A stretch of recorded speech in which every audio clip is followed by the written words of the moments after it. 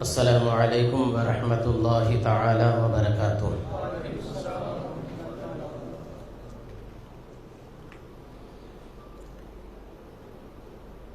الحمد للہ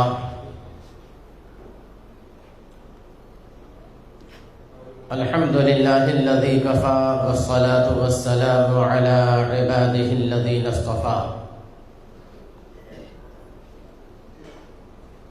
لا سیما علی سیدنا وسندنا وسید الانبیاء محمد المصطفی وعلى آلہ المجتبى واصحابہ المرتضى، اما بعد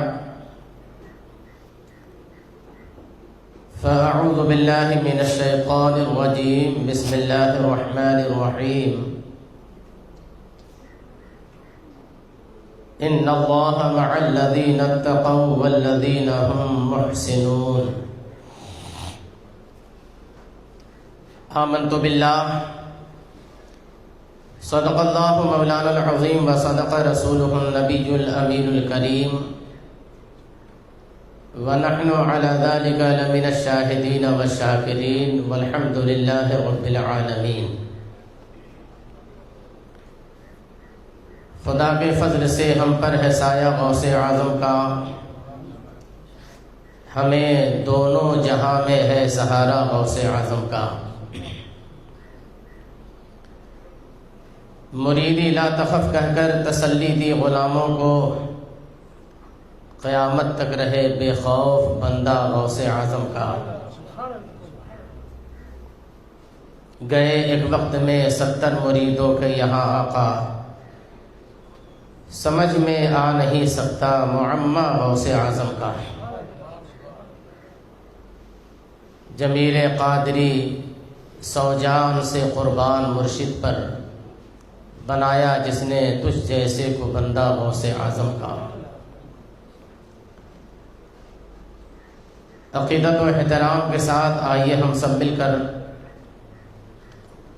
حضور سرور سروراں خاتم پیغمبراں نبی آخر الزماں سیاح لامکاں انیس الغریبین رحمت للعالمین شفیع المذنبین طہ و یاسین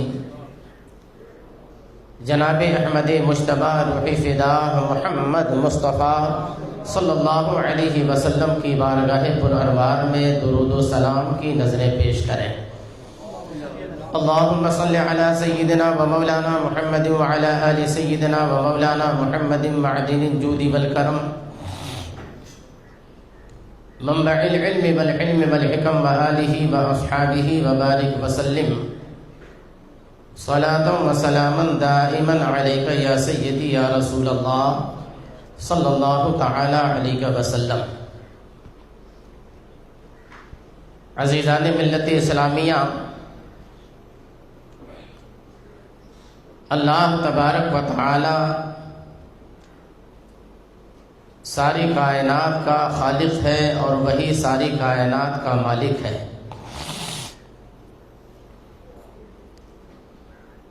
روزی وہی دیتا ہے، پانی وہی برساتا ہے، موت وہی دیتا ہے، زندگی اسی نے عطا کیا۔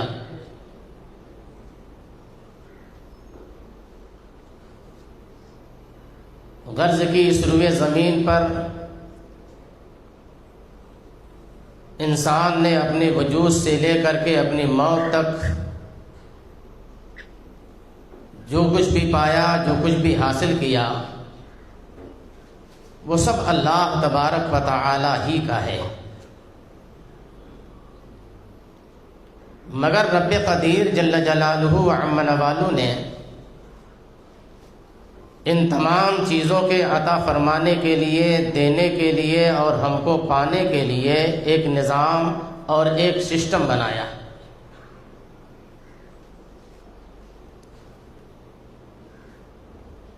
حقیقی مالک وہی، حقیقی خالق وہی، حقیقی رب وہی۔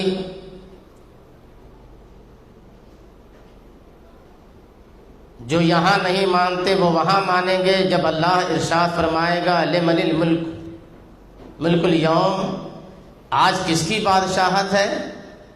تو ہر ایک یہی کہیں گے للہ الواحد القہار، حکومت تو صرف بادشاہت تو صرف اللہ تبارک و تعالی ہی کی ہے، مگر اس کائنات میں اللہ تبارک و تعالی نے اپنی عطاؤں کے لیے اور اپنی داد و دہش کے لیے ایک نظام اور سسٹم قائم فرمایا۔ خدا وہ ہے مگر اس نے اپنی خدائی اپنے محبوبوں کو عطا فرمائی، اور جس کسی کو بھی جو بھی ملا وہ اسی نظام کے تحت ملا، اسی سسٹم کے تحت ملا۔ اور اللہ تبارک و تعالی نے اپنی پوری خدائی کا مالک اپنے محبوبان بارگاہ حضرات انبیاء کرام علیہم الصلاۃ والسلام کو عطا فرمایا، اور نبی آخر الزمان صلی اللہ تعالی علیہ وسلم جب آخری نبی بن کر دنیا میں تشریف لائے اور وعدہ خدا بندی کو پورا کرنے کے لیے آپ کے اوپر بھی موت طاری ہونی ہے، اور دین اسلام مذہب حق صبح قیامت تک رہے گا، تو اللہ تبارک و تعالی نے یہ نظام اور یہ سسٹم نبی آخر الزمان صلی اللہ علیہ وسلم کی امت کے علماء کے سر رکھا۔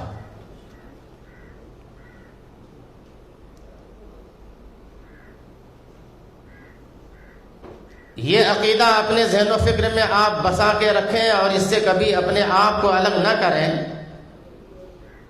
کہ آپ جو کچھ بھی پاتے ہیں جو کچھ بھی کماتے ہیں یہ آپ کی محنت کا نتیجہ نہیں ہے، یہ سارا کا سارا اللہ تبارک و تعالی اپنے ان محبوب بندوں کو عطا فرماتا ہے اور ان کی بارگاہوں سے ہمیں ملتا ہے، بے ان کے واسطے کہ خدا کچھ عطا کرے، حاشا، غلط یہ ہوس بے بصر کی ہے۔ میرے آقا سرور کائنات صلی اللہ تعالی علیہ وسلم نے اپنی عطاؤں کو تقسیم فرمانے کے لیے یہ نظام ابدال زمانہ کے ذمہ فرمایا ہے، اور جو کچھ بھی تقسیم ہوتا ہے اور جہاں بارشیں نازل ہوتی ہیں، جہاں رزق اترتا ہے، مصیبتوں میں آدمی مدد کیا جاتا ہے، یہ ساری چیزیں اللہ تبارک و تعالی نے اپنے نبی کی امت میں جو ابدال متعین فرمائے ہیں ان کے ذریعے سے ہوتا ہے۔ اسی لیے میرے آقا سرور کائنات صلی اللہ علیہ وسلم نے یہ ارشاد فرمایا، بدلاؤ امتی 40 رجلا، میری امت کے 40 ابدال ہیں، 22 فی الشام و18 فی العراق، 22 اس میں سے ملک شام میں ہیں اور 18 ان میں ملک عراق میں ہیں۔ کلما مات منہم واحد ابدل اللہ مکانہ آخر حتی یأتی امر اللہ قبضوا، جب بھی ان میں سے کسی ایک کا انتقال ہوتا ہے تو اللہ تبارک و تعالی اس ایک کی جگہ کو پر فرماتا ہے، کسی کو وہاں پر متعین فرماتا ہے، یہاں تک کہ یہ سلسلہ 40 ابدالوں کا صبح قیامت تک چلتا رہے گا۔ دوسرے مقام پر میرے آقا صلی اللہ علیہ وسلم نے یہ ارشاد فرمایا، الابدال 40 بہم تنصرون و بہم ترزقون، ابدال 40 ہیں، انہی کی وجہ سے تمہارے اوپر بارشیں نازل ہوتی ہیں اور انہی کی وجہ سے تمہارے اوپر رزق اترتا ہے۔ اب آپ کو کچھ سمجھ میں آ رہا ہے کہ عام انسان اپنی محنتوں کے اوپر، اپنی قدو کاوشوں کے اوپر کتنا گھمنڈ کرتا ہے، کتنا غرور کرتا ہے، مگر حقیقت یہ ہے کہ اس کا اپنا کچھ نہیں ہے، یہ جو کچھ ہے اللہ کا ہے اور اللہ نے اپنے محبوبوں کے ہاتھ میں دیا، یعنی اللہ نے ہمارے زمانے کے اولیاء کے ہاتھوں میں یہ دیا ہے، اور ہمیں جو کچھ ملتا ہے وہ اولیاء کرام کے ہاتھوں سے ملتا ہے، چاہے کوئی اسے مانے اور چاہے کوئی اسے نہ مانے۔ ماننے والا ہمیشہ شکر گزار بندہ کہا جائے گا، اور نہ ماننے والا یہ کہا جائے گا تیرا کھائے تیرے غلاموں سے الجھیں، ہے منکر عجب کھانے غرانے والے۔ تو کھا کر کے کچھ شکر ادا کرنے والے بھی ہوتے ہیں اور کھا کر کے کچھ غرانے والے بھی ہوتے ہیں، لیکن شکر ادا کرنے والوں کا معاملہ یہ ہوتا ہے کہ وہ اللہ کی بارگاہ کا محبوب بندہ ہو جاتا ہے، اور نعمتیں اس کے اوپر اور زیادہ نازل ہونے لگتی ہیں، اس لیے کہ رب کا یہ فرمان ہے وَلَئِن شَكَرْتُمْ لَأَزِيدَنَّكُمْ، جب تم میری نعمتوں کو پا کر کے شکر ادا کرو گے تو میں تمہارے اوپر نعمتیں اور زیادہ برساؤں گا۔ حضرت سیدنا عبداللہ ابن مسعود رضی اللہ تعالیٰ عنہ کی ایک روایت میں یہ ہے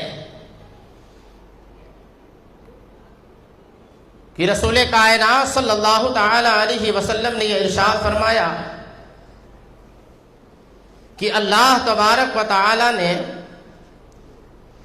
300 انسان ایسے ہیں جن کے دلوں کو حضرت آدم علیہ السلام کے دل کی طرح بنایا ہے، 40 دل اس میں ایسے ہیں جن کے دلوں کو اللہ تبارک و تعالی نے حضرت موسیٰ علیہ السلام کے قلب مبارک کی طرح بنایا،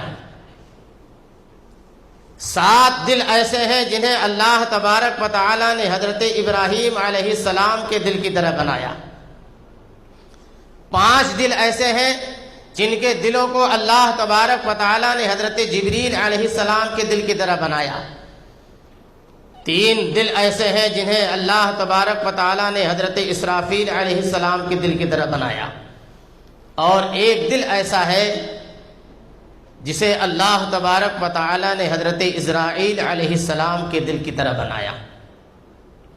میرا آقا ارشاد فرماتے ہیں کہ اگر یہ ایک یعنی پہلا والا اگر انتقال کر جاتا ہے تو اللہ تبارک و تعالی 3 میں سے لے کر کے اس پہلی جگہ کو پر فرماتا ہے، 3 میں سے اگر کوئی انتقال کرتا ہے تو 5 سے لے کر کے اس جگہ کو پر فرماتا ہے، 5 میں سے اگر کسی کا انتقال ہوتا ہے تو 7 سے لے کر کے اس کو پر فرماتا ہے، 7 میں سے اگر کسی کا انتقال ہوتا ہے تو 40 میں سے وہ پر فرماتا ہے، اور 40 میں سے اگر کسی کا انتقال ہوتا ہے تو اللہ تبارک و تعالیٰ ان 300 میں سے لے کر کے اسے پورا فرماتا ہے، اور 300 میں سے اگر کسی کا انتقال ہوتا ہے تو اللہ تبارک و تعالیٰ عام بندوں میں سے جسے چاہتا ہے منتخب فرما لاتا ہے اور ان 300 جگہوں کو پورا فرماتا ہے۔ اس کے بعد میرے آقا نے کیا فرمایا وہ آپ سماعت کیجئے۔ اس کے بعد میرے آقا صلی اللہ تعالی علیہ وسلم ارشاد فرماتے ہیں یدفع اللہ بہم البلاء، اللہ تبارک و تعالی انہی کے ذریعے سے تم پر جو بلائیں آتی ہیں اسے دور فرماتا ہے۔ پتہ کیا چلا کہ ہم اپنی ظاہری زندگی، اپنی روحانی زندگی، اپنی زندگی کا ایک سیکنڈ اور ایک لمحہ اللہ تبارک و تعالیٰ کے محبوبوں کے احسان کے بغیر جی نہیں سکتے، اور ان کے احسان کے بغیر جی نہیں رہے ہیں۔ اب یہ ہے کہ اس احسان کو کوئی مانتا ہے اور اس احسان کا کوئی انکار کرتا ہے، جو نہیں مانتا ہے بات اس کی مجھے نہیں کرنی ہے، مگر اس احسان کو جو مانتا ہے میں اس کی عقل کے گرہوں کو کھولنا چاہتا ہوں کہ اللہ تبارک و تعالیٰ نے جب تمہاری عقل کو کام کرتا ہوا بنایا، تمہاری عقل جو ہے وہ رنی عقل ہے، وہ کام کر رہی ہے، تو پھر اس کے بعد تم ایسوں کے ساتھ اپنی دوستیاں کیوں قائم کرتے ہو جن کی عقل رہ کر کے کہ عقل وہ کام نہیں کر رہی ہے، جن کے پاس شعور رہ کر کے شعور کام نہیں کر رہا ہے، جن کے پاس سوچ اور فکر رہ کر کے ان کی سوچ اور فکر کام نہیں کر رہی ہے۔ اگر آپ ایسا کرو گے تو پھر اس کے بعد عالم یہ ہوگا کہ آپ کی عقل کی رفتار، آپ کی فکر کی رفتار، آپ کے شعور کی رفتار، آپ کے غور اور فکر کی رفتار جیسے ان کی ہے ویسے ہی ہوتی جائے گی۔ اس لیے میرے آقا سرور کائنات صلی اللہ تعالی علیہ وسلم نے ایسے ناشکروں کے بارے میں صاف لفظوں میں ارشاد فرما دیا ہے، وَلَا تُجَالِسُوهُمْ وَلَا تُآكِلُوهُمْ وَلَا تُشَارِبُوهُمْ وَلَا تُصَلُّوا مَعَهُمْ وَلَا تُصَلُّوا عَلَيْهِمْ وَلَا تُصَلُّوا عَلَيْهِمْ اذا سلموا۔ تم ان کے ساتھ اٹھو بیٹھو نہیں، تم ان کے ساتھ کھاؤ پیو نہیں، تم ان کے ساتھ ان کی نماز جنازہ مت پڑھو، تم ان کے ساتھ نمازیں مت پڑھو، وہ تمہیں سلام کریں تو تم ان کے سلام کا جواب مت دو، وَإِذَا مَرِضُوا فَلَا تَعُودُوهُمْ، اور جب وہ بیمار پڑ جائیں تو تم ان کی عیادت مت کرو۔ یہ کسی اور کا فرمان نہیں ہے، اس نبی کا فرمان ہے جس کے صدقے میں اللہ تبارک و تعالی نے اس کائنات کو وجود بخشا ہے، ہمیں پیدا کیا ہے، ساری کائنات کو پیدا کیا ہے، بلکہ سارے انبیاء کو پیدا کیا ہے، بلکہ حق یہ ہے کہ وہ جو نہ تھے تو کچھ نہ تھا، وہ جو نہ ہو تو کچھ نہ ہو، جان ہے وہ جہان کی، جان ہے تو جہان ہے، اس نبی کا فرمان ہے۔ اور اس آدمی کو اگر بات سمجھ میں نہیں آتی ہے تو آدمی اتنا سمجھ لے کہ ایک دنیاوی چھوٹی سی آفس میں آدمی کام کرتا ہے تو اسے کتنوں کا کہنا ماننا پڑتا ہے، اس کے اوپر اس کا سپروائزر ہوتا ہے، ڈائریکٹر تو بہت اوپر ہوا کرتا ہے، بہت اوپر ہوا کرتا ہے، سپروائزر کی بات آدمی نہیں مانتا ہے تو کمپنی اور آفس سے باہر کر دیا جاتا ہے۔ آدمی ہے کہ نہیں ایسا؟ سپروائزر چاہے غلط کہہ رہا ہو چاہے صحیح کہہ رہا ہو، عموماً سپروائزر تو اپنی بات منوانے ہی کے لیے ہوتے ہیں، وہ ڈائریکٹر کو اور مالک کو اپنے قبضے میں ایسا کر لیتے ہیں کہ اچھا کام کرنے والوں کو وہ کمپنی سے باہر کرتے ہیں اور غلط کام کرنے والوں کو، چاپلوسی کرنے والوں کو اپنے انڈر میں رکھتے ہیں۔ آپ کو اچھا خاصا تجربہ اس کا ہے، اگر آپ کو نہیں ہے تو مجھے تو ہے، مجھے ہے، ہوتا عموماً ایسا ہی ہے۔ یار جب آپ سپروائزر کی بات نہیں مانتے ہو تو آپ کو یہ مصیبت جھیلنی پڑتی ہے، تو اگر ڈائریکٹر کوئی چیز کہے گا اس کی بات نہیں مانو گے تو کیا کرے گا وہ؟ ایک چھوٹی سی کمپنی کا ڈائریکٹر تمہیں اگر کسی چیز کے بارے میں کہہ رہا ہے تمہیں یہ کرنا ہے، اب تمہیں یہ نہیں سوچنا ہے کہ وہ کمپنی کے لیے مفید ہے یا نقصان دہ ہے، ڈائریکٹر نے کہا ہے کرنا ہے، مانے تو ہو سکتا ہے کہ تمہاری پوزیشن بڑھا بھی دی جائے، پروموشن مل جائے، اور نہیں مانو گے تو ڈاؤن نہیں کیا جائے گا، آؤٹ کر دیا جائے گا۔ اللہ تبارک و تعالی نے پوری کائنات کا ڈائریکٹر نبی کائنات صلی اللہ علیہ وسلم کو بنایا ہے، مانتے ہو کہ نہیں مانتے ہو؟ کون کون مانتا ہے ذرا سا وہ ہاتھ اٹھائے، بس اتنے ہی لوگ مانتے ہیں۔ ارے نبی کائنات صلی اللہ علیہ وسلم پوری کائنات کے ڈائریکٹر ہیں، اگر ان کا فرمان مانو گے تو غوث اعظم تو نہیں بنو گے لیکن سچے غلام غوث ضرور بن جاؤ گے، ان کا کہا مانو گے، خواجہ پاک تو نہیں بن سکتے ہو مگر غلام خواجہ تو ضرور بن جاؤ گے، ان کا کہا اگر مانو گے تو تم امام محمد رضا تو نہیں بن سکتے ہو مگر غلام امام محمد رضا تو بن جاؤ گے، ان کا کہا مانو گے تو یہ ہوگا، اور نہیں کہا مانو گے تو پھر اس کے بعد کیا ہوگا؟ فخرج فإنک رجیم، نکل جا، تو مردود ہے، تو مردود ہے۔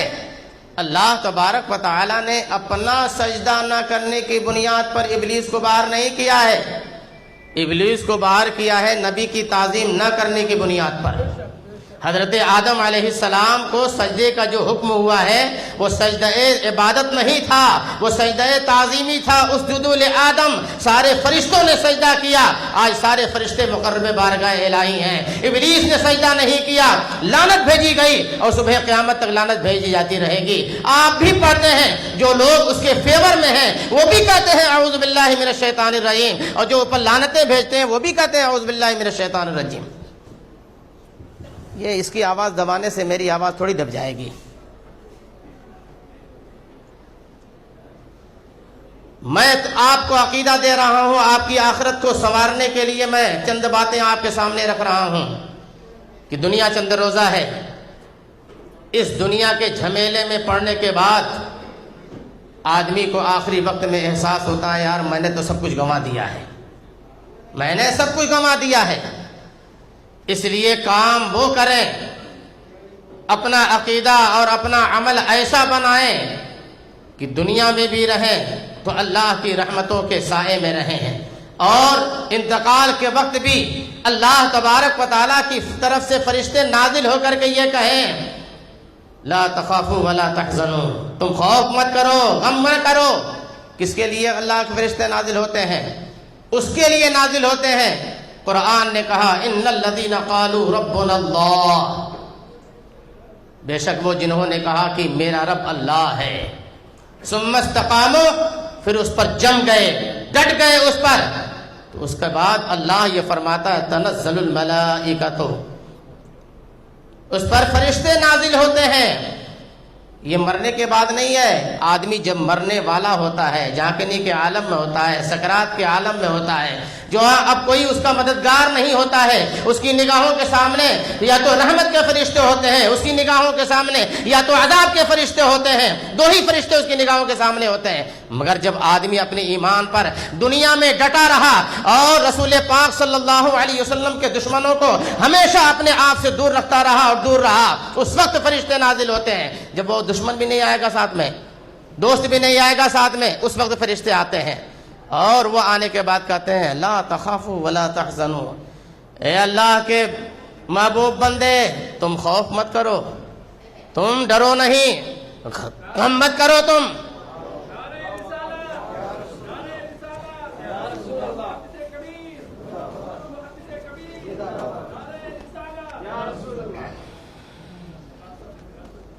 نعرے تکبیر، نعرے رسالت، نعرے غوثیہ، علماء اہل سنت، حضور محدث کبیر، فیض رضا جاری رہے۔ السلام علیکم۔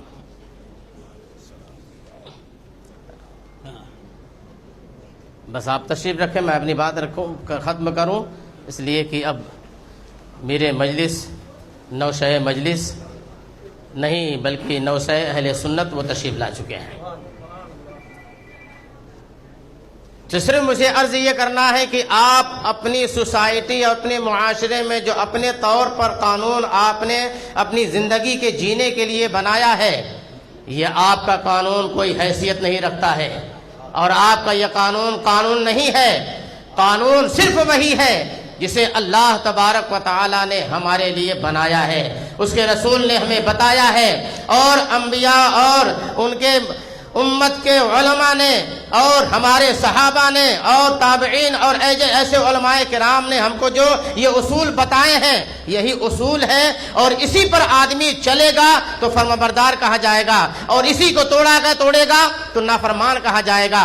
آپ نے اپنے جینے کے لیے جو اصول بنائے، آپ نے جو قانون بنائے ہیں کہ ہم کو جو ہے وہ ایک ساتھ مل کے رہنا ہے، خدا کی قسم یہ آپ نے بنایا ہے تو یہ غلط بنایا ہے، اس لیے کہ جب اللہ فرما رہا ہے کہ تمہیں دشمنوں سے دور رہنا ہے، نبی یہ فرما رہے ہیں تمہیں دشمنوں سے دور رہنا ہے، تو آپ کے قانون کی کوئی حیثیت نہیں ہے، حیثیت صرف اللہ اور اس کے رسول کے قانون کی ہے۔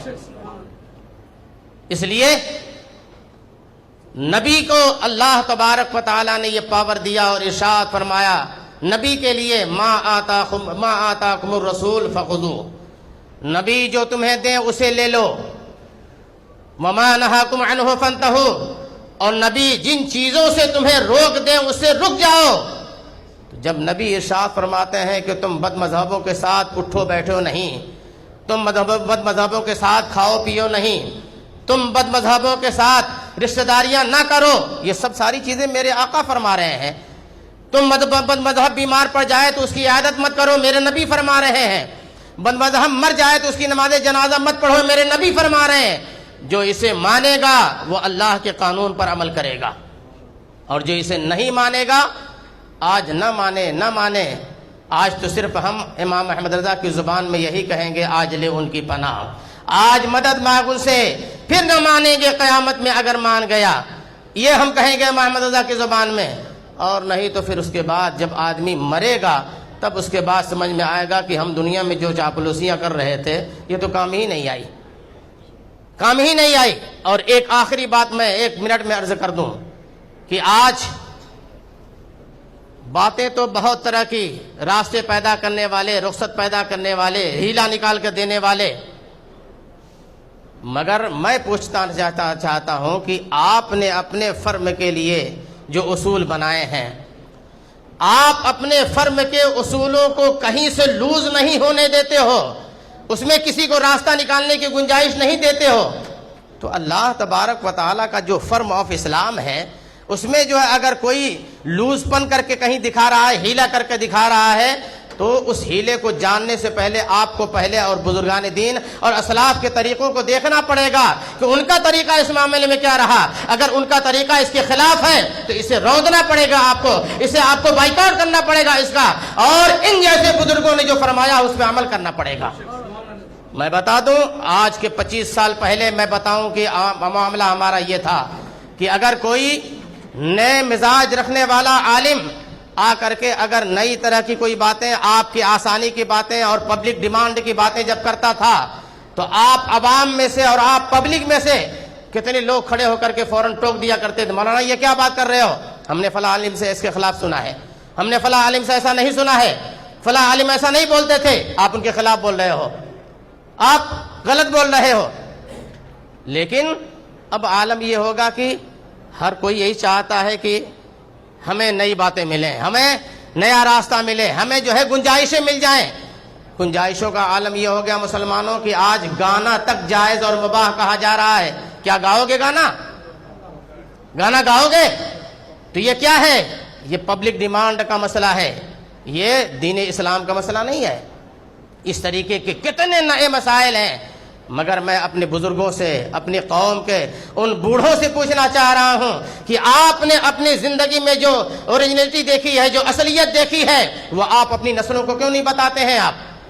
آپ کی ذمہ داری ہے، اگر آپ نے ان اصلیت کو اپنی نسلوں کے سامنے نہیں رکھا ہے تو جان لیجئے کہ میرے آقا سرور کائنات صلی اللہ علیہ وسلم نے یہ ارشاد فرمایا، کلکم راعٍ وکلکم مسئول عن رعیتی، تم میں کا ہر ایک ذمہ دار ہے اور تم میں سے ہر ایک سے تمہاری ذمہ داریوں کے بارے میں پوچھا جائے گا۔ اس لیے ہر بوڑھا اپنے پیچھے نوجوان کا ذمہ دار ہے، اس کی اصلاح کا وہ ذمہ دار ہے، غلط کر رہا ہے تو اسے روکنے کا وہ ذمہ دار ہے، روکتا ہے تو وہ اصل میں مصلح قرار دیا جائے گا اور ذمہ دار قرار دیا جائے گا، اور اگر نہیں روکتا ہے تو گویا وہ اپنی ذمہ داریوں سے آنکھ مچولی کر رہا ہے، اپنی ذمہ داریوں سے اپنے دامن کو بچانا چاہ رہا ہے۔ تو دنیا میں تو بچا سکتا ہے، مگر آخرت میں عالم یہ ہے کہ فَمَن يَعْمَلْ مِثْقَالَ ذَرَّةٍ خَيْرًا يَرَهُ وَمَن يَعْمَلْ مِثْقَالَ ذَرَّةٍ شَرًّا يَرَهُ، جس نے ایک رائی کے دانے کے برابر، ایک ذرے کے برابر یہاں پر نیکی کی ہوگی وہ کل وہاں دیکھے گا، اور ایک ذرے کے برابر برائی کی ہوگی وہاں دیکھے گا۔ یہاں تو فائل کی فائل ادھر کی ادھر کر دی جائیں گی، مگر وہاں رب کی بارگاہ ایسی ہے کہ کوئی فائل کہیں دبائی نہیں جاتی ہے اور کوئی فائل نہیں بنائی نہیں جاتی ہے، جو جیسا کیا ہے ویسے ہی وہاں آئینے کی طرح پیش کر دیا جائے گا۔ اس لیے اس آئینے کو یہیں رکھ کر کے اپنی زندگی گزارو، آخرت یہ آئینہ ہے دنیا میں زندگی گزارنے کے لیے۔ دنیا میں ایسے زندگی گزارو گے اور اللہ والوں کے دامن سے جڑے رہو گے تو کامیاب رہو گے، اس لیے کہ میرے امام نے، سیدنا اعلی حضرت نے ہم کو یہی سبق دیا ہے، یا رسول اللہ تیرے غلاموں کا نقش قدم ہے راہ خدا، وہ کیا بھگ سکے جو یہ سراغ لے کے چلے، وما علینا الا البلاغ۔ السلام علیکم۔ اب بغیر کسی تاخیر کے اور بغیر کسی تمہید کے یہ مائک حضور سیدی محدث کبیر مد ظلہ العالی، جن کی ذات گرامی کو حقیقت یہ ہے کہ ان کے وقت کے علماء نے بھی پورے طور پر نہیں سمجھا ہے۔ ہم جب ان کے اساتذہ اور ان کے مرشدان کرام کی تاریخیں جب پڑھتے ہیں تب ہمیں سمجھ میں آتا ہے کہ سرکار مفتی اعظم رضی اللہ تعالیٰ عنہ نے قوم کو کیسا ہیرا دیا ہے۔ جب ہم حضور حافظ ملت علی رحمت الرضوان کی زندگی پاک اور ان کی نوازشات کو پڑھتے ہیں تب سمجھ میں آتا ہے کہ اللہ اکبر، حضور حافظ ملت نے ایک محدث کبیر ہمیں نہیں عطا فرمایا، بلکہ رسول کائنات صلی اللہ علیہ وسلم کے احادیث کی پوری فیکٹری ہمیں عطا فرما دی ہے۔ یہ جو ایک نحیف و نادمہ، ایک کمزور جسم آپ جو دیکھ رہے ہیں، یہ کمزور جسم ہے، مگر اس سینے مبارکہ میں 60,000 حدیثیں معجزہ ہیں. نعرہ تکبیر. اب کیسے ہیں؟ نعرہ رسالت. یہ نہیں ہے کہ قال النبی صلی اللہ علیہ وسلم. اس حدیث کے جتنے اسماء الرجال ہیں کن کن سے یہ حدیث مروی ہے، ہر ایک راوی کی پوری داستان حیات آپ کے سینے میں موجود ہے. وہ ثقہ تھے، وہ کیسے تھے، ان کا معاملہ کیسا تھا. جتنے ایک حدیث کے راوی ہیں پورے اسماء الرجال پر پوری معلومات رکھتے ہوئے اتنی ساری حدیثیں. پھر اس کے بعد حدیثوں کے جتنے اقسام ہیں، وقت ہوتا تو میں بتاتا، ان سارے اقسام کے اعتبار سے کس حدیث کو کس خانے میں رکھا جائے گا، کس درجے میں رکھا جائے گا، اور کس حدیثوں سے فضائل بیان ہوتے ہیں اور کن حدیثوں سے مسئلے کے استنباط کیے جاتے ہیں. یہ تمام چیزیں بیک وقت حضور محدث کبیر کے سینے میں موجود ہیں. آپ خوش نصیب ہیں کہ آپ ایسے مرد جلیل کی زیارت سے مشرف بھی ہو رہے ہیں اور ان کی زبان فیض ترجمان سے جھڑتے ہوئے نورانی موتیوں کو آپ اپنے دامن میں سمیٹنے جا رہے ہیں. اس لیے ہم تنگوش ہو کر کے محبت کے ساتھ، عقیدت کے ساتھ اپنے دامنوں کو پھیلائیے اور حضور محدث کبیر کے باران کرم کو اپنے اوپر لیجئے. نعرہ تکبیر، نعرہ تکبیر، نعرہ رسالت، مسلک اعلی حضرت، جشن سرکار غوث الورا. نعرہ تکبیر، نعرہ رسالت. 5 ہی منٹ تو بولنا ہے، وقت ختم ہو گیا. بند ہے ہاں یہاں سے بند ہے. چلیں. برادران اہل سنت، السلام علیکم ورحمۃ اللہ وبرکاتہ.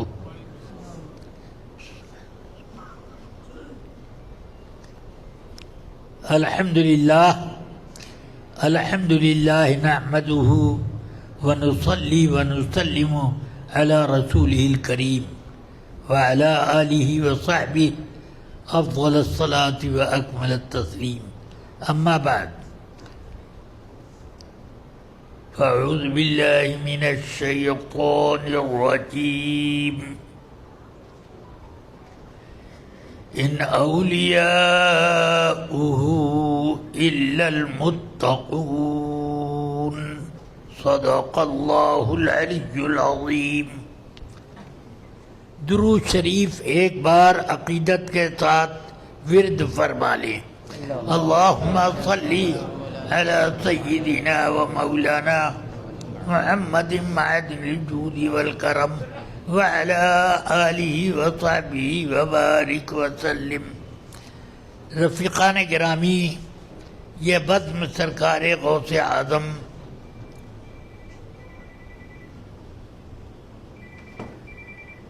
رضی اللہ تعالی عنہ کی کے ذکر جمیل کی ہے. یوں تو حدیث پاک میں آقا کائنات کا ارشاد ہے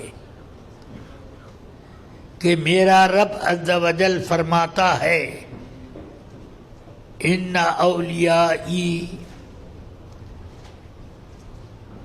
من خلقی و احبائی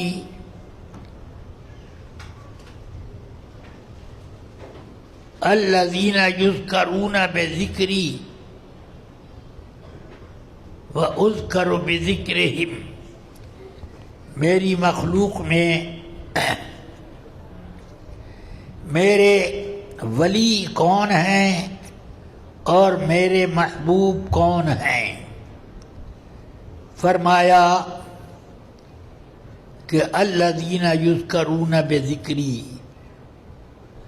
جب میرا ذکر ہو تو ان کا بھی ذکر ہو جائے، اور جب ان کا ذکر ہو تو میرا بھی ذکر ہو. یعنی ان کا ذکر اللہ کا ذکر ہے اور اللہ کا ذکر ان محبوبوں کا ذکر ہے. اس لیے یہ تو تمام اولیاء کرام کی ایک شان ہوئی، مگر جس طرح سے ہر انسان یکساں نہیں ہوتا، ہر عالم یکساں نہیں ہوتا، اور ہر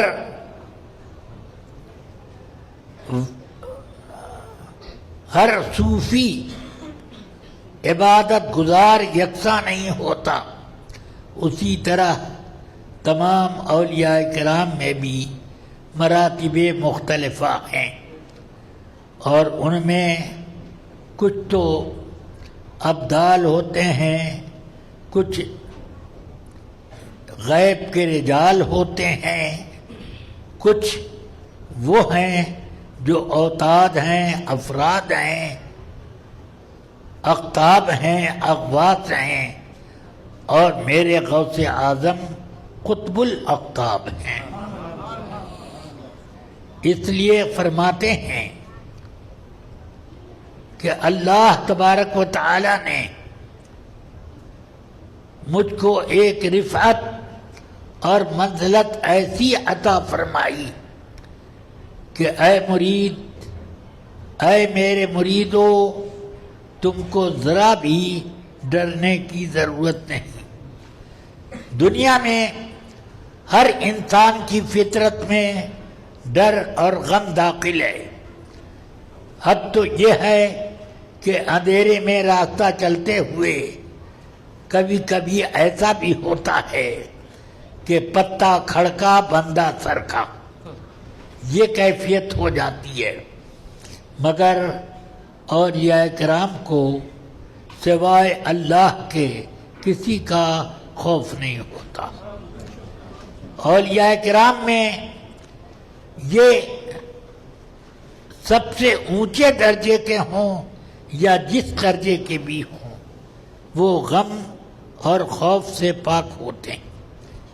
یہ صفت کہ بے ڈر ہو، یہ رب کی صفت ہے، اس کو کوئی غم نہیں، اس لیے کہ وہ قادر مطلق ہے اور ہر اس کے قبضہ و اختیار میں ہے۔ اس لیے اللہ نے اپنے اولیاء کو اپنا جلوہ بنا دیا۔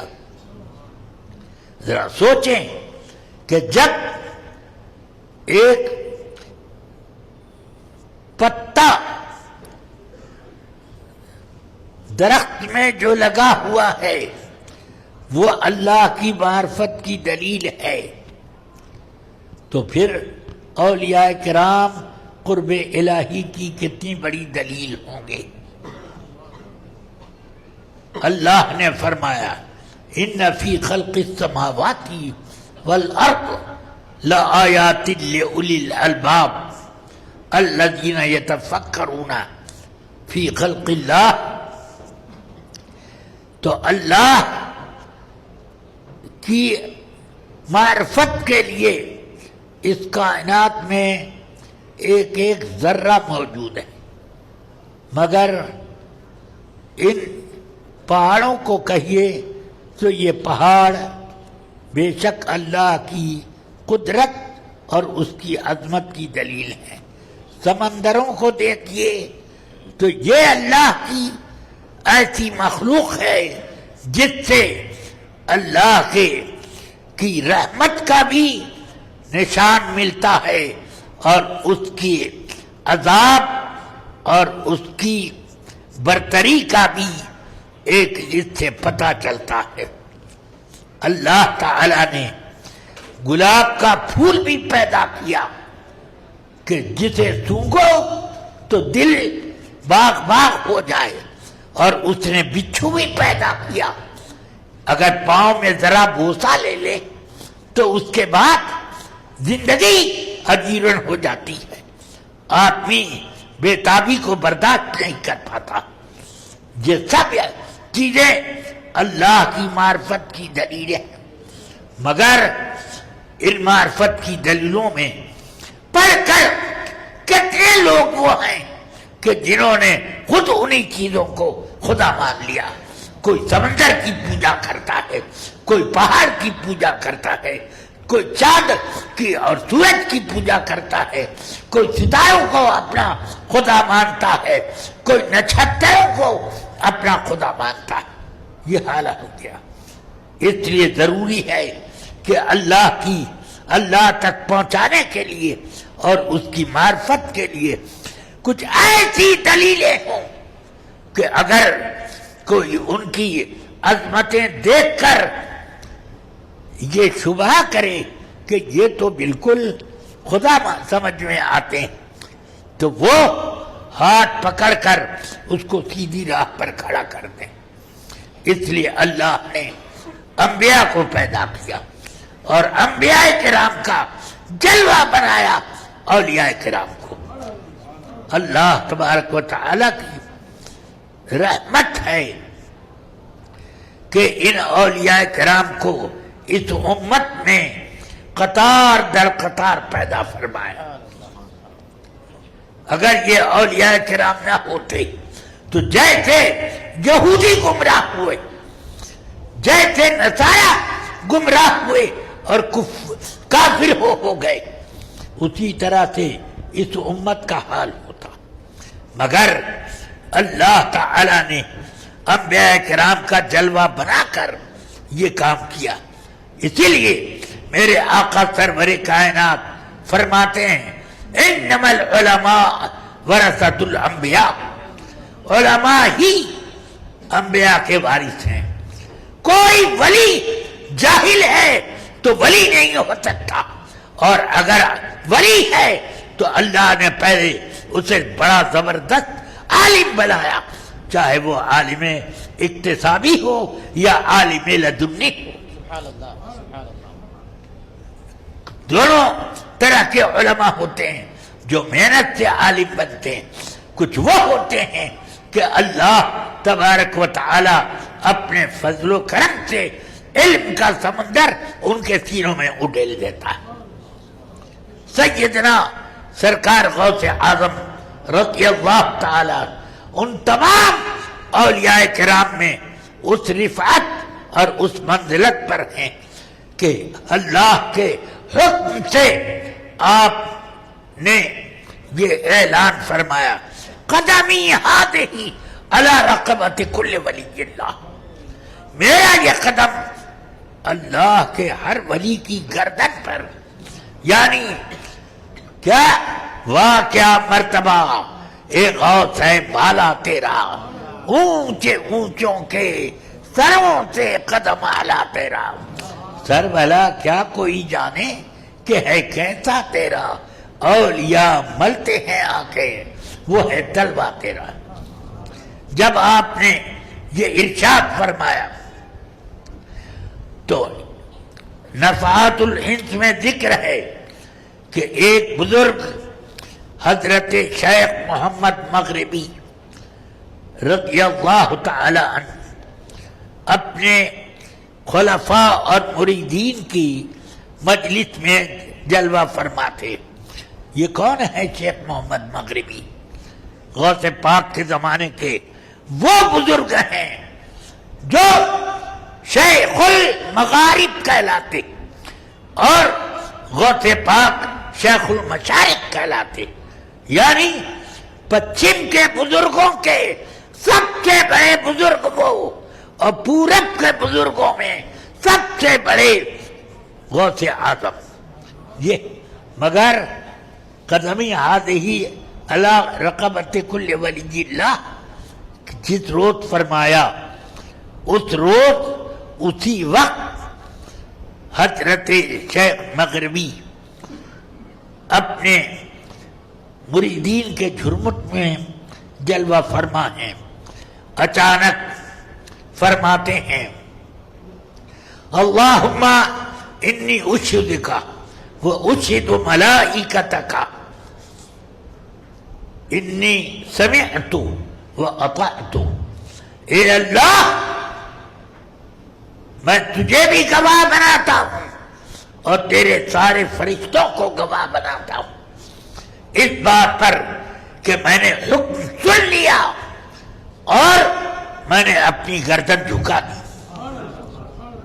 تو اب کسی مریدین میں کچھ لوگ منہ لگو ہوتے ہیں، انہوں نے پوچھ لیا کہ حضور کیا بات فرمائی، ہم لوگوں کو تو کچھ پلے نہیں پڑی،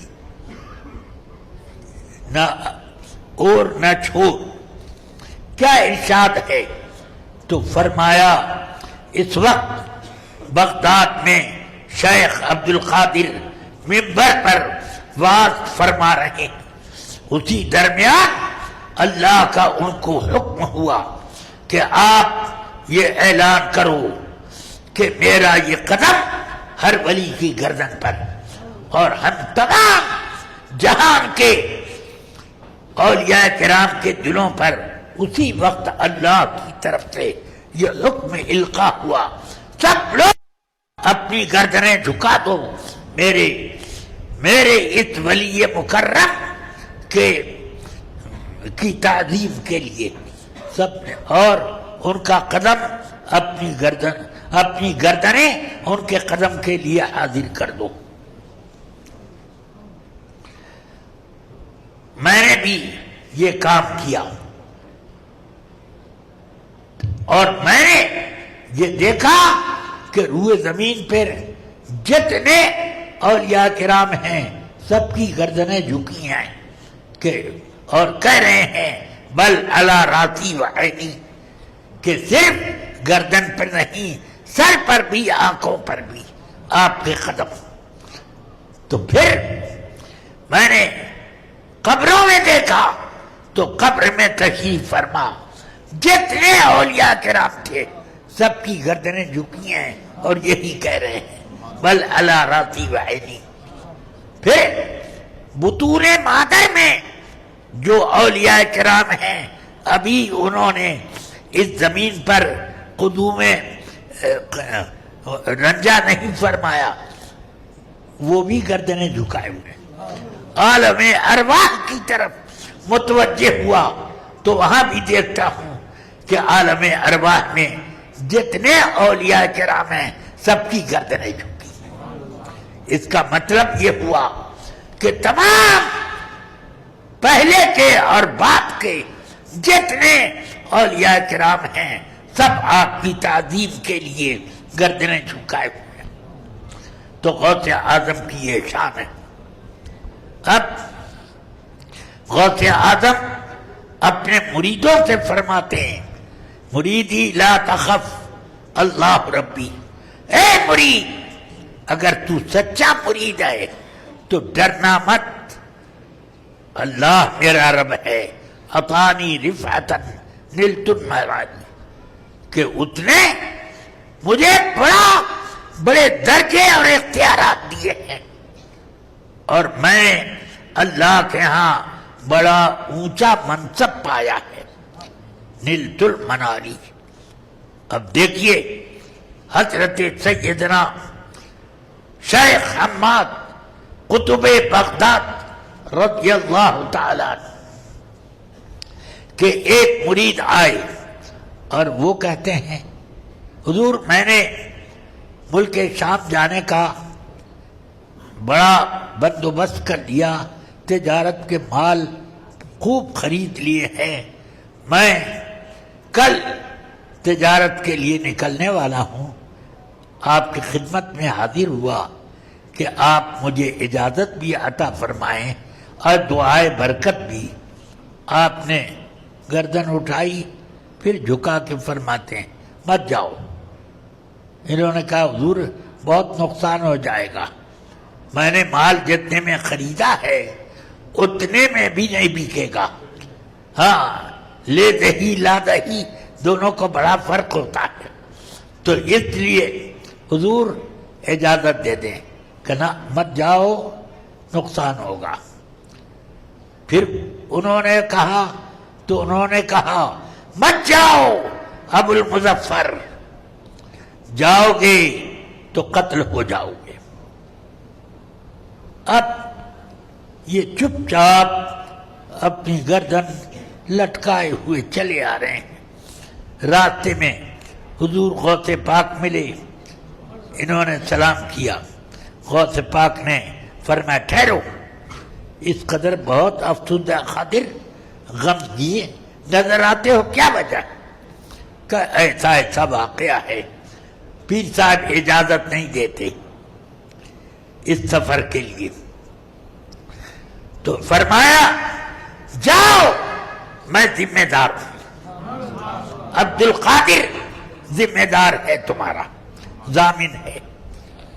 وہ گئے، خوب نفع کے ساتھ مال تجارت بکا اور کافی رقم اشرفیوں کی شکل میں لے کر وہ آنے لگے، اور راستے میں کسی سرائے میں ان کا قافلہ رکا۔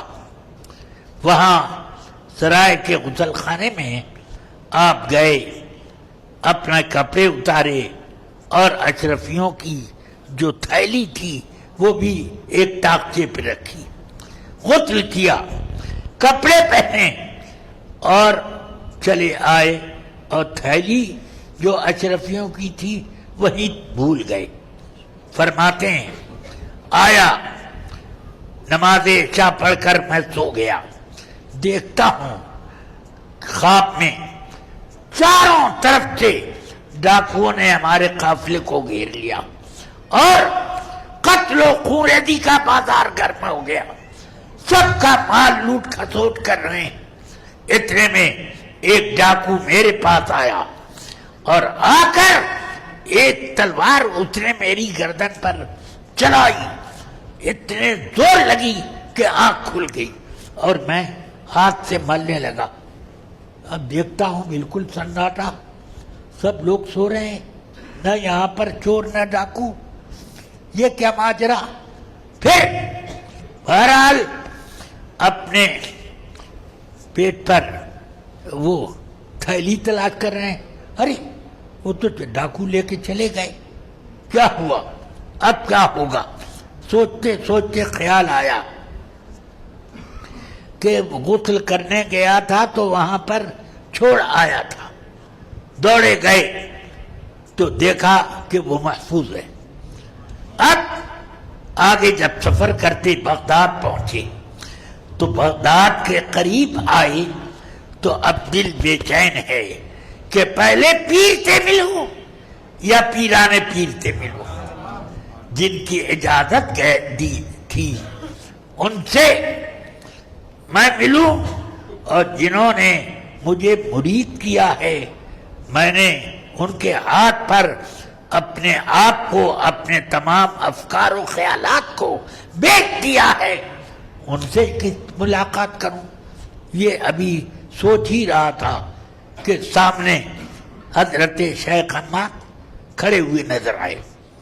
میں لپکا کہ چلو، شیخ نے خود ہی مسئلہ حل کر دیا، تو میں لپکا، فرماتا نہیں نہیں، پہلے جاؤ عبد القادر کے پاس،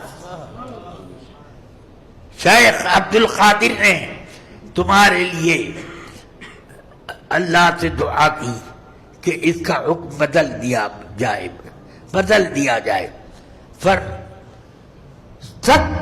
70 مرتبہ تمہارے لیے دعا کی تو اللہ نے ان کو اجازت دی کہ لوح محفوظ میں جو لکھا ہے ان کے بارے میں، اس میں جو ترمیم کرنا ہو کر دو۔ تو انہوں نے اس میں یہ اگر دمشق کا سفر کرے گا تو واپسی میں قتل ہوگا اس کا، اس میں غوث پاک نے ایک لفظ بڑھا دیا، یہ واقعہ خواب میں ہوگا، بس اب وہی خواب میں بدل دیا۔ عبد القادر، تمہاری جان اور تمہاری اشرفیوں کا وہ توڑا جو تم نے غسل خانے میں چھوڑا تھا، وہ سب خود حفاظت کرتے رہے، اس لیے جاؤ، جا کر پہلے ان سے ملو۔ گئے، غوث پاک سے ملے، سلام قدم بوسی کے بعد واقعات عرض کیے۔ فرمایا تمہارے پیر صاحب سمجھتے ہیں میں نے 70 مرتبہ دعا کی، نہیں، معاملہ لوح محفوظ کا تھا، اس وجہ سے میں نے 17 مرتبہ، پھر 17 مرتبہ، پھر 17 مرتبہ دعا کی، مگر ابھی اجازت کچھ نہ ملی۔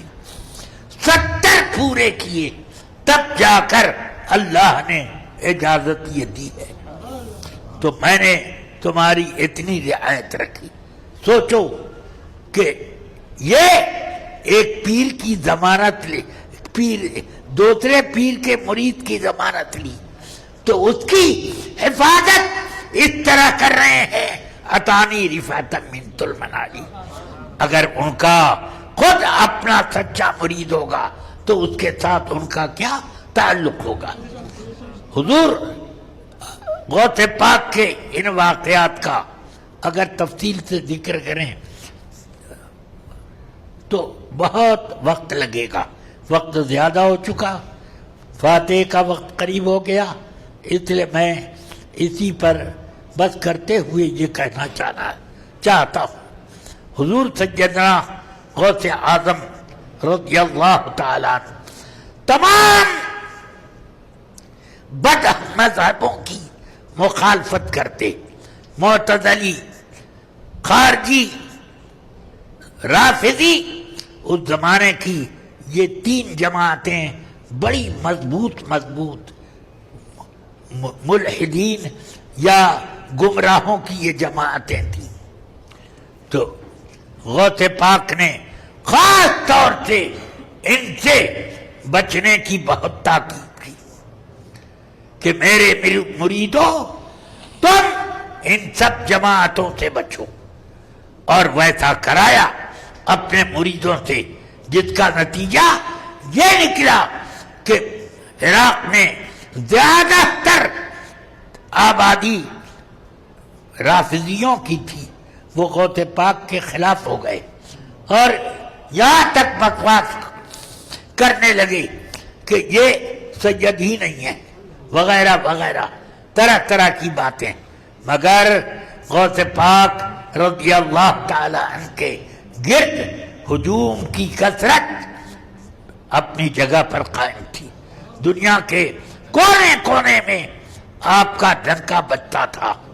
شیخ عدی ابن مسافر جو غوث پاک کے مرید و خلیفہ رہے، وہ افریقہ کے رہنے والے،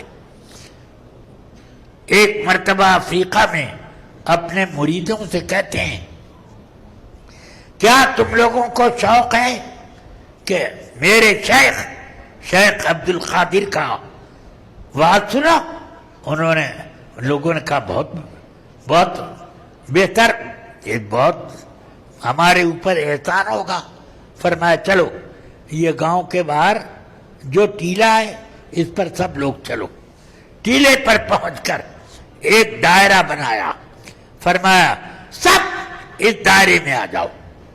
اب ان کا وعظ شروع ہو رہا ہے. سب شوق سے شروع سے وعظ اخیر تک سننے میں مصروف رہے. درمیان میں ایک صاحب کو خیال آیا کہ ممکن ہے کہ یہیں پر کوئی وعظ ہو رہا ہو، تو باہر نکل کے دیکھیں. تو باہر دائرے کے باہر جیسے ہی قدم نکالا وعظ سنائی نہیں دے رہا. پھر دائرے قادری کے اندر گئے، پھر سنائی دینے لگا. اس طرح سے کئی مرتبہ انہوں نے کیا تو ان کو یقین ہو گیا کہ شیخ عدی ابن مسافر جو کہہ رہے ہیں بالکل صحیح کہہ رہے ہیں.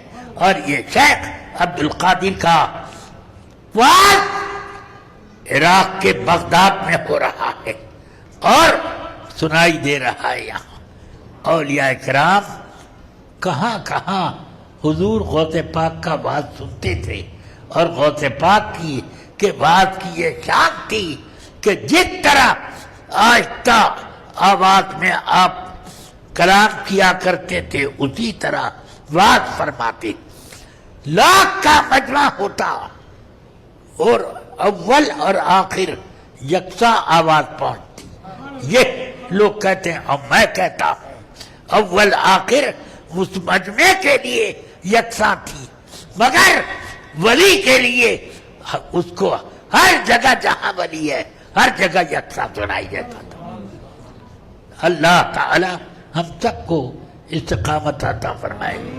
مسلم شریف میں آقا کائنات صلی اللہ علیہ وسلم نے فرمایا سیاتی علیکم دجالون کذابون یحدثونکم بما لم تسمعوا انتم ولا آباؤکم فإیاکم وإیاہم لا یضلونکم ولا یفتنونکم.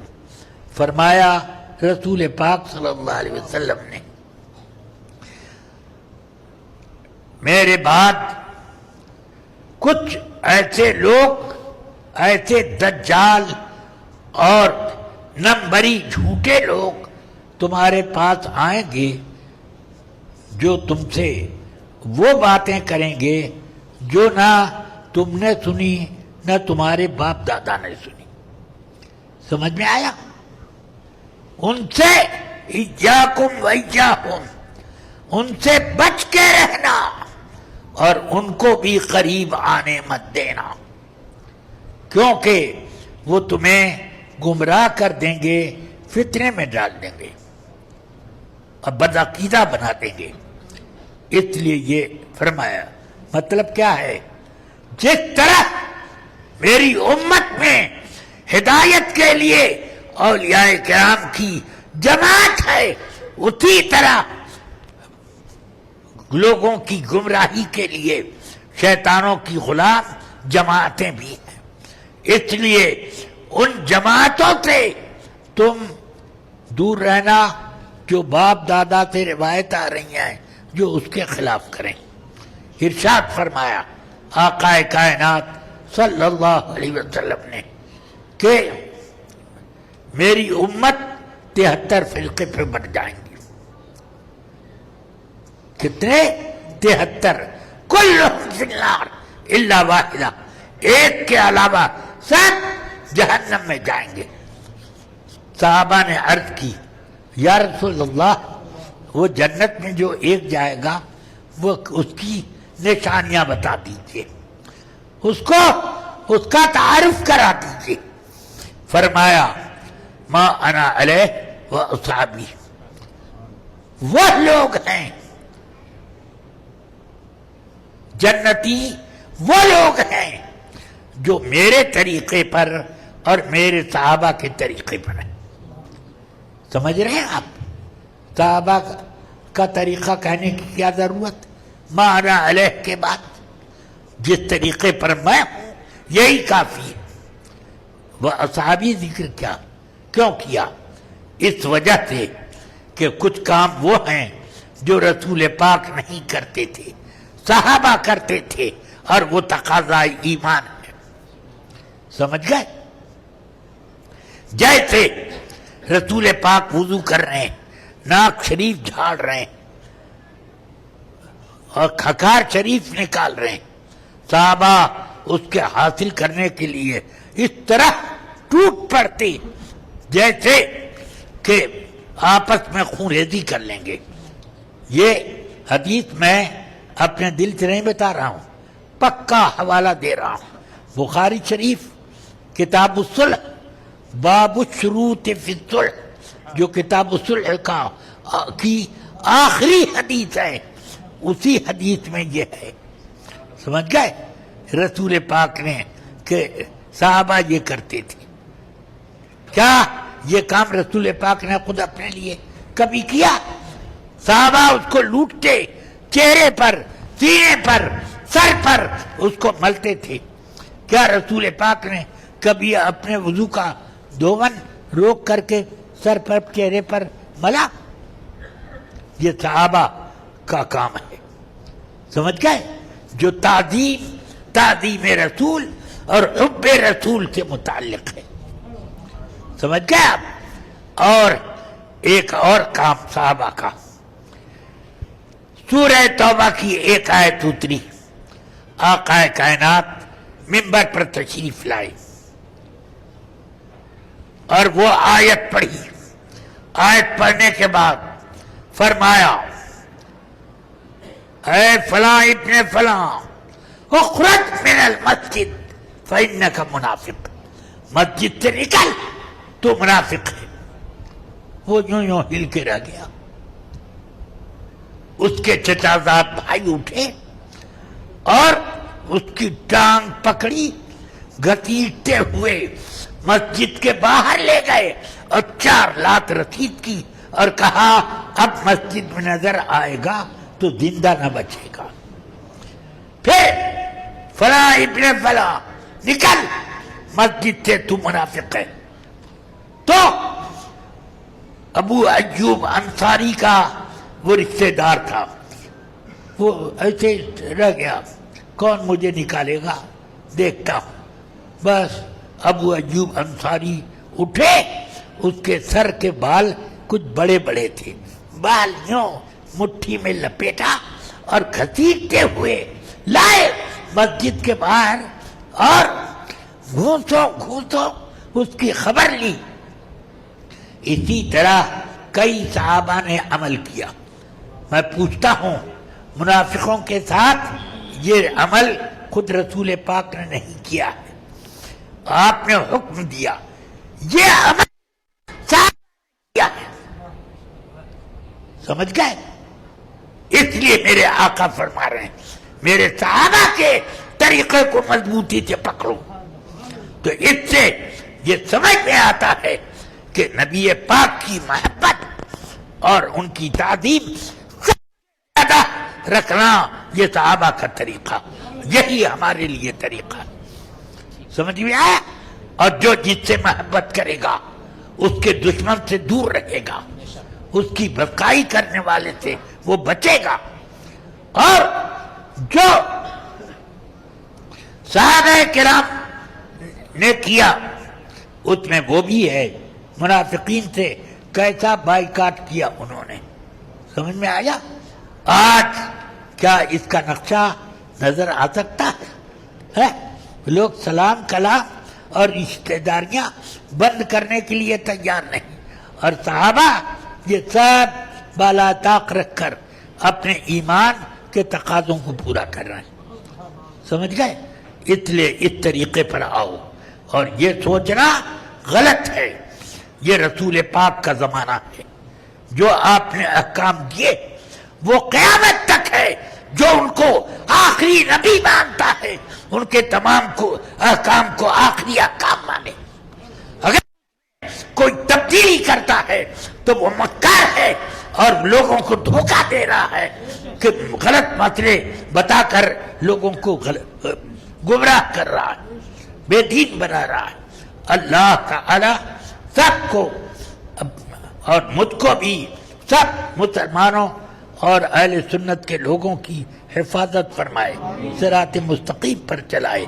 یا اللہ ہمیں اور ہماری اولاد کو، نسلوں کو یا اللہ مذہب حق مسلک اعلی حضرت پر مضبوطی سے قائم رکھ. جو مسلک اعلی حضرت در حقیقت مسلک صحابہ ہے، اسی مسلک صحابہ پر ہم کو چلا. یا رب العالمین کرم فرما اور غوث پاک کی محبت اور ان کی تعلیمات اور ان کی دستگیری سے ہمیشہ یا اللہ فیض یاب رکھ. وصلی اللہ علی النبی الکریم وآلہ وصحبہ اجمعین برحمتک.